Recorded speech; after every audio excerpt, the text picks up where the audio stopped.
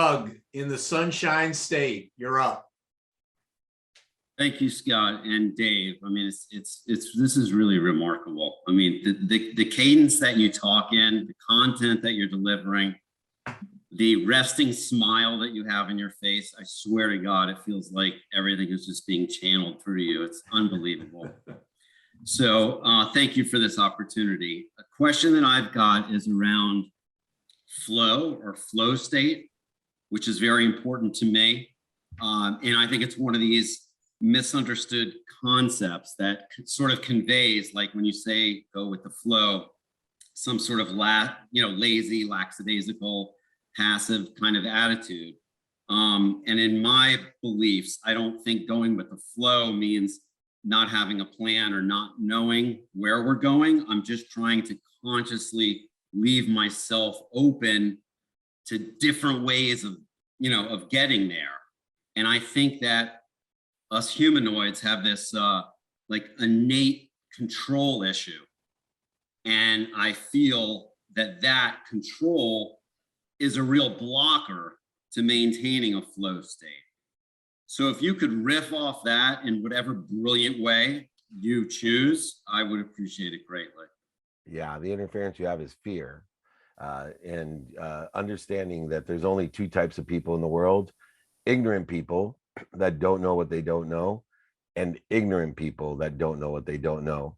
But there's two types of ignorant people. One is radically humble ignorant people that admit they don't know what they don't know.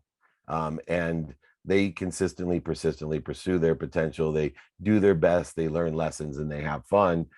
And then you have the ignorant, arrogant people that are so afraid because they don't know what they don't know. They don't have faith that they're being protected and promoted when they have failures, setbacks, and mistakes in their lives.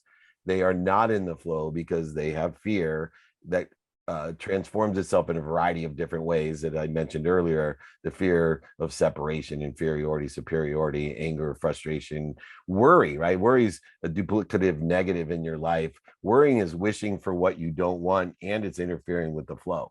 And so, if you're a worrier, don't do it. It's a duplicative. It's aggregating against yourself. You're working against yourself. And so when we start realizing the ignorance of what we have, we also can take control of that by utilizing gratitude, forgiveness, accountability, and inspiration to know that we're being protected and promoted, but yet we still have to use all of our free will to clear the interference. So instead of thinking I have to go get it, we have to be in the flow to allow it, assuming that it's already there, by having faith. And so what I teach people are pragmatic practices to identify the ego-based consciousness, to stop, drop, and roll, but also to utilize their ignorant humility and identify those that are ignorant and arrogant. And let me tell you why. Most people, and I always thought that people that were ignorant and arrogant were oversellers, manipulators, liars, cheaters that were interfering. The most dangerous, believe it or not, ignorant, arrogant people in our lives that stifle us or interfere with our flow are the people that love us the most. And let me tell you why. And some of you may be parents or grandparents.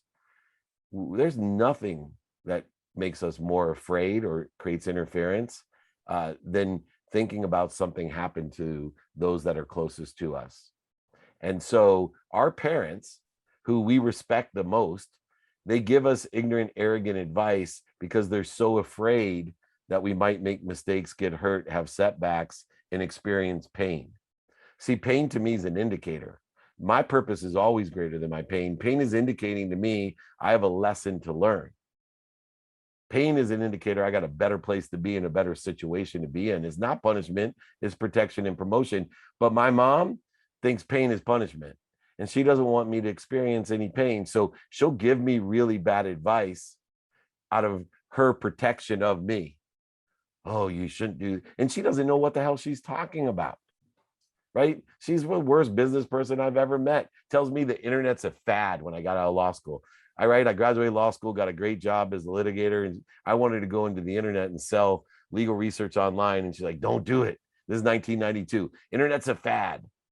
Now, did she say that to hurt me? No, she's ignorant and arrogant. And so I think distinguishing the forms of ignorance in our lives when we have it and others have it towards us, and reminding ourselves, remembering and recollecting.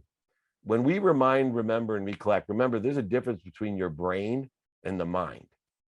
It's very, very important to understand the distinguishment. Your brain has many practical applications of utilizing your nervous system, all the different cortexes of the brain in order to effectuate information. But to be in the flow, you have to use the mind. The brain's going to interfere because it has the ego in there. It has different frontal and back and all the different nuances of the biochemical nature and the electronic impulses that are created by the brain. But when you can separate the brain from the mind and see when the brain is interfering with the mind, knowing that the mind is in the flow. And that is why we have words like remember, remind, and recollect. What are you collecting back to? What are you minding back to? What are you remembering back to?